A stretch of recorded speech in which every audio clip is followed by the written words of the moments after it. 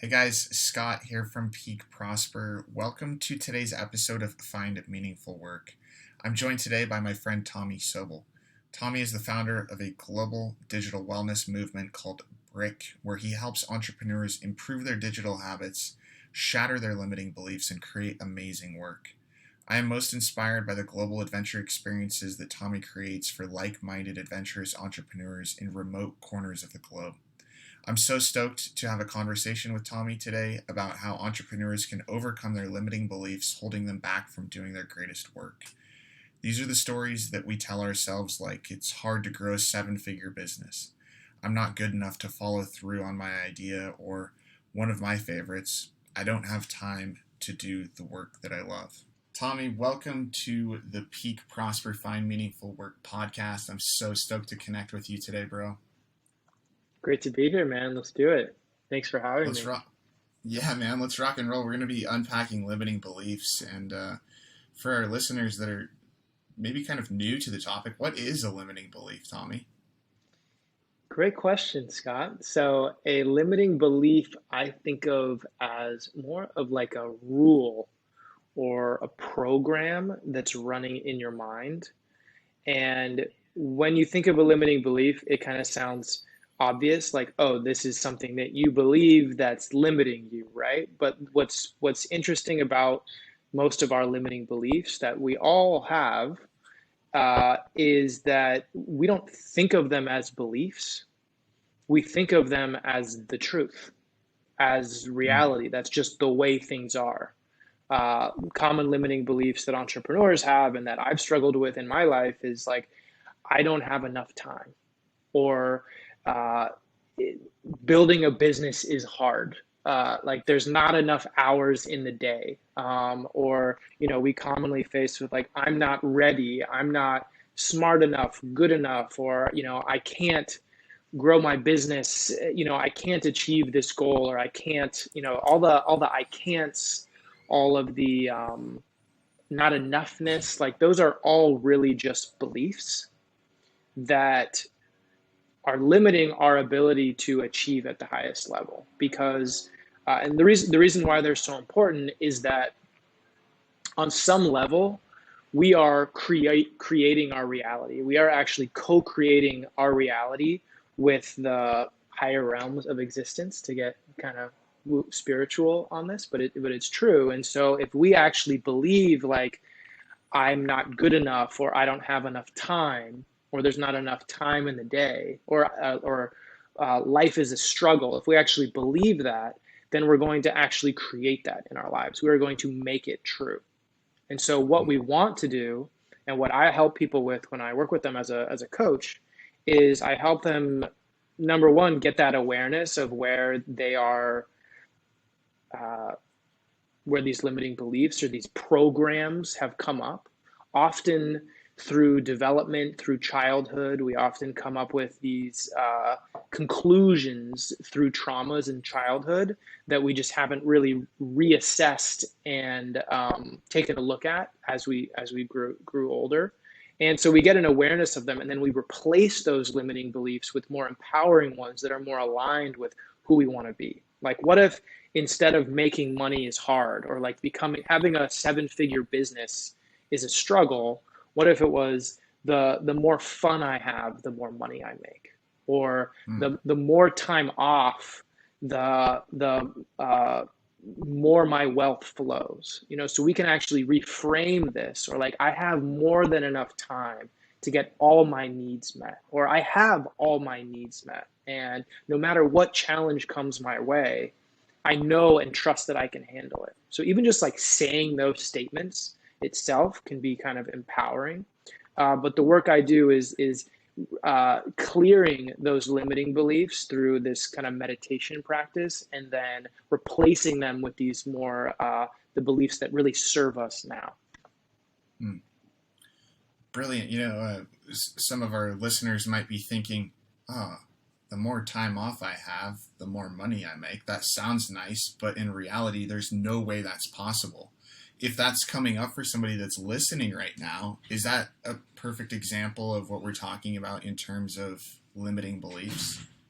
Yeah, it's a great example. And what we then want to look at in that case is a belief that might be underneath the belief you just stated, which is, it's impossible to fill in the blanks. And anything that we feel like is impossible, again, is just another thing that we believe. And often these beliefs are through our parents or through culture, things that we were exposed to. And we can actually give ourselves new programs, we can give ourselves new beliefs. And when we feel it more on a vibrational level from the vibrational field, it then becomes true in the physical field as well. We kind of Mm, think like, okay, if only it was easy to like if only I had my seven-figure business, coaching business, retail business, e-commerce business, consulting, whatever it is. Well, if only I had those structures created in the seven-figure business, then I can relax. Then I can enjoy mm, time off. Then I can have more fun. But then what's happening is you're putting that having fun, that time off, that life that you want, you're enslaving it behind this thing that you feel like you need to do. And so what you actually want to do is feel those feelings first. Feel like what it feels like to enjoy the process, to feel the success now, and then you can actually reach that seven-figure business, which with much less stress and grinding and overwhelm and self-doubt that can often make it more difficult to reach. So it feels mm. backwards, but that's actually how you can achieve your goals faster. I really believe that people who suffer their way to success will suffer from their success. Hmm. What I just heard you say is that we should find the joy in the journey on our way to, for example, building a seven-figure business, rather than creating this belief that when I get to seven figures, then I can relax, then I can enjoy my life, then I can do the things that I've always wanted to do. I think that some of the most successful people in the world think both, like you were just Hmm. alluding to, Tommy. How can I enjoy the life that I want to live when I'm at seven figures now so that I can Hmm. enjoy the journey towards seven figures in this moment instead of suffering my success later? Absolutely amazing, man. I'm so glad that you said that. And I'm I'm curious now, these limiting beliefs that, I mean, you've experienced, I've experienced, probably every entrepreneur on the planet has. How do they affect someone's ability to actually create what they have envisioned for the future? Yeah, I mean, let me think of a specific example. So, if you really want to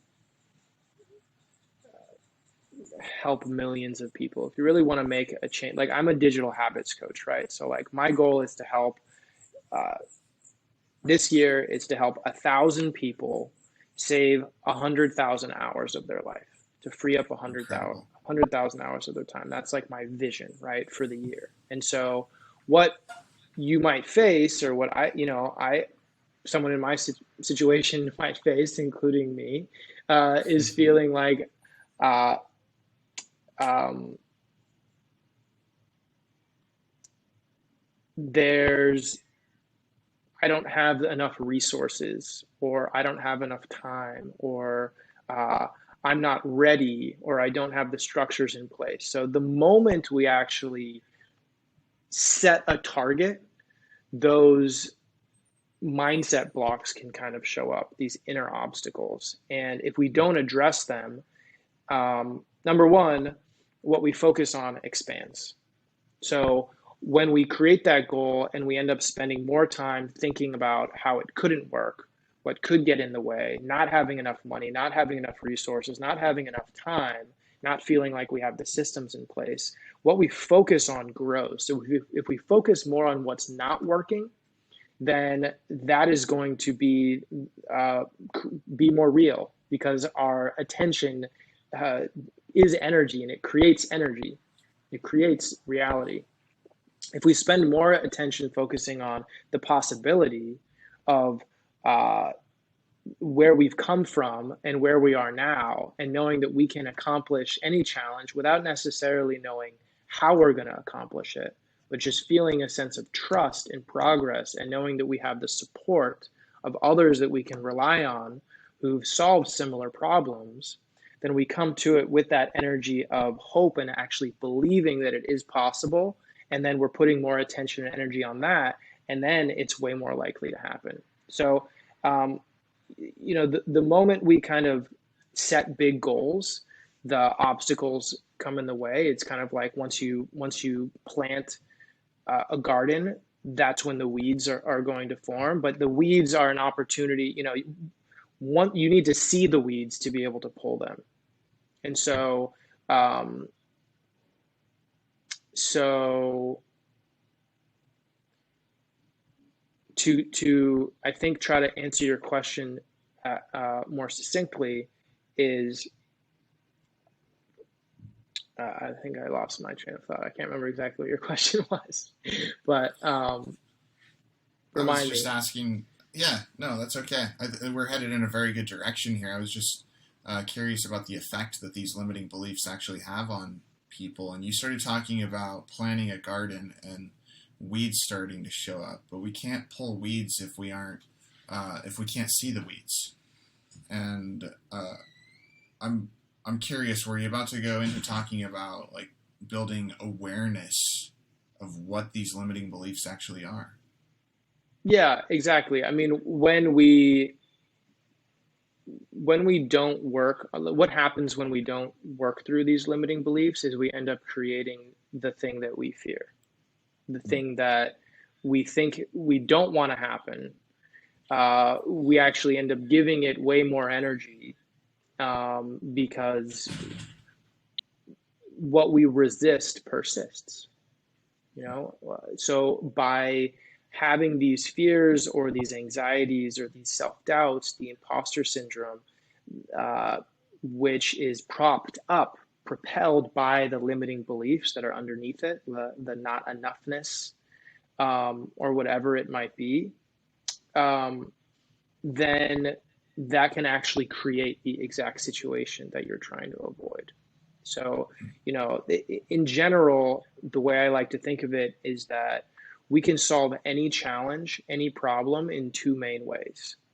Let's say you want to build that seven-figure business like we're talking about, to be as broad as possible. Well, there's on one side, there's actions that you can take. There's tools and techniques and sales scripts and websites and funnels and all these things in the real world that you can take physical action, the people that can support you. And that's really important. But the whole other half of it that a lot of people dismiss or neglect or avoid is the energy underneath it. So you could be using the best sales funnels, the best tools and techniques. You could have the best team, but if underneath all the energy, you still believe that you're going to fail, or you feel like you don't deserve to succeed, or you feel resentment or anger or all these kind of negative emotions that are holding you back and these limiting beliefs that are underneath them, then you're not going to align yourself vibrationally with your goal, and you're going to get in your own way. You're going to sabotage it, or you're going to burn out because you have this inner conflict. You consciously want to achieve it, but subconsciously, it doesn't feel safe, or you're better off where you are. So it could very well compromise your life's mission. I'm really glad you said the word self sabotage. I was actually thinking about self sabotage as you were talking there. And would you say that these limiting beliefs are really the fuel for self sabotaging feedback loops that really prevent a very large number of entrepreneurs from reaching their next objective with their business or in their life or with their wellness? It is, yeah. That's a really great way to think about it. It is a form of self-sabotage. It's often unconscious or subconscious because again, we don't realize we have these limiting beliefs. But that's what the benefit of having a mirror, having a coach or a healer, or having other people work with you on these issues and be able to uh, help you reveal them and see them in yourself and then work through them. So, Tommy, if let's just say, for example, I have the limiting belief that it's really hard for me to break into my market or my niche Mm. or industry, whatever you would like to call it. And I've tried a bunch of things to try to break into that market, but I just keep coming back to it's hard, it doesn't work, it's not working, I can't create market penetration. Continues to show up for me. I continue to manifest that result. How would I even begin to reprogram this belief if my past performance is proving that belief to be true? Totally. I'm so glad that you gave a specific example that I feel like a lot of people probably resonate with. So, what I would do in that situation is I would have you tap into how that feels like. You mentioned the frustration, like the feeling of it being hard to catch that break, why you can't crack into that market, the feeling of having tried so many different things. There's something going on in your body. There's a an anger or an impatience or something, and I'd get you to feel into that and find out where that is in your body. And then I would ask you, have you ever felt that way before, where you've tried to achieve a goal and you felt the same feelings? And we would actually discover a memory when you first felt this way, usually from childhood, where you were working towards a goal, whether it was a school project or whatever it was, or a conversation that you needed to have, and you tried all these different things, but you just couldn't catch that break. And so, in a meditative state, when we discovered where that kind of trauma occurred, it's a version of trauma where you first believed like it is hard for me to get a break or for me to make progress in marketing, to heal that and let go of those feelings that have been kind of stuck and that you're holding on to, and find out what that kind of bottom belief is. And we do this through this process called super conscious digging. That's what I call it, that I work people with. And it's kind of like my spin-off of theta healing, which is a modality that does this kind of belief work, which is amazing. And so we would get to the bottom of that belief, and we would actually replace that belief in that meditative state with a belief that is more aligned with what you want. And, I would need to connect with you intuitively to find out what would resonate most with you specifically, or whoever would have this challenge. But it would be something like, what I desire desires me, or Mm-hmm. my goals will be achieved at the perfect time, and everything is unfolding at the perfect pace. So instead of feeling a sense of behind or impatience or rush that you might have been experiencing from the marketing not quite happening yet, actually realizing that it's all unfolding at the perfect pace, and giving yourself that baseline energy to keep going at it until the next thing hits. So that all is done in like a 30-minute period and a 30-minute digging session, and is, in my experience, the most efficient, most effective, most long-lasting way to create that belief change. There are other ways to do it on your own. Affirmations are really great. So if you catch yourself and you're just like feeling like this is hard, okay, well, what is the opposite statement of that? The opposing positive statement where like, this is easy. Like, it is easy to break into my ideal audience. And you can just use that affirmation. You can write it on the wall. You can make it your phone screensaver, but you just make it, create that. You're basically reframing that belief and bathing yourself in that new statement each day. And that takes longer. It takes a lot more repetition. but it works as well. Mm. And this is something that, uh, you know, like I said, it requires, the best way to do it it requires you to have an awareness of it. And so often we don't give ourselves the time to really sit back and see where our subconscious self-sabotage is coming from. And so what I truly enjoy is creating experiences where we zoom out, where we unplug from the grid, from our day-to-day life, and we just get together in person for a retreat often, and we take the time to really get into our inner world, see that vision that we want for our lives more clearly, and where those inner bottlenecks are. And by creating that awareness, then we can work through them all together. And so, I have a retreat coming up that I told you about that is in September. It's going to be in Oaxaca, Mexico, and we're going to be spending 8 days and 7 nights in this beautiful luxury resort that we've rented out. We rented out an entire resort with like 4 infinity pools, and it's overlooking this cliff in this beautiful bay. And we're going to be just like dropping in and having a off the grid phone free experience together with a bunch of humble high achievers, a bunch of entrepreneurs that want to show up best for themselves and doing this kind of work where we do the super conscious digging, and I can work with them one on one, and we can reframe these beliefs and come out having upgraded our whole program, our whole iOS system, our whole operating system, so that when we come back into the day-to-day life, we don't have any of those inner blocks that are subconsciously in our own way. It's incredible. Tommy, I was just looking at your website last night. It looks like you recently launched the page about your retreat in Oaxaca, Mexico. Is that what you said it's called, right? Yeah, Oaxaca? yeah. Well, the page is absolutely inspiring.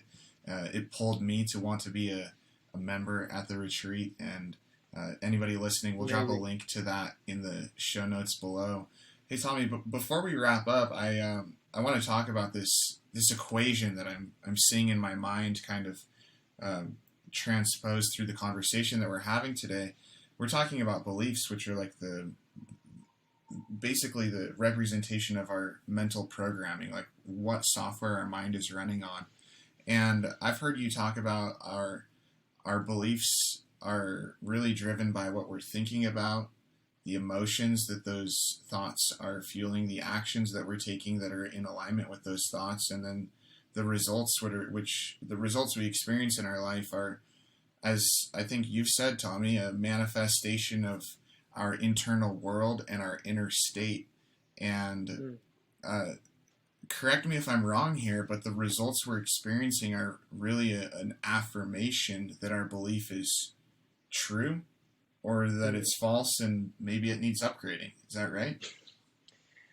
Yeah, I think I understand what you're saying. I mean, the way if I understand you correctly, that the reality that we're living in now is a result of the beliefs that we had in the past. That the beliefs create the reality, but there is a lagging effect factor. So the beliefs that we have today or that we change or upgrade today are going to create our reality for tomorrow. So the Mm. leading indicators, if we want to create a better life, if we want to have more income and impact and more fulfillment, my opinion, and it's my personal experience as well, is that if we can work on our own inner obstacles, our beliefs today, then we're pretty much setting up the proper foundation, the almost the guarantee that in the future, that lagging effect is going to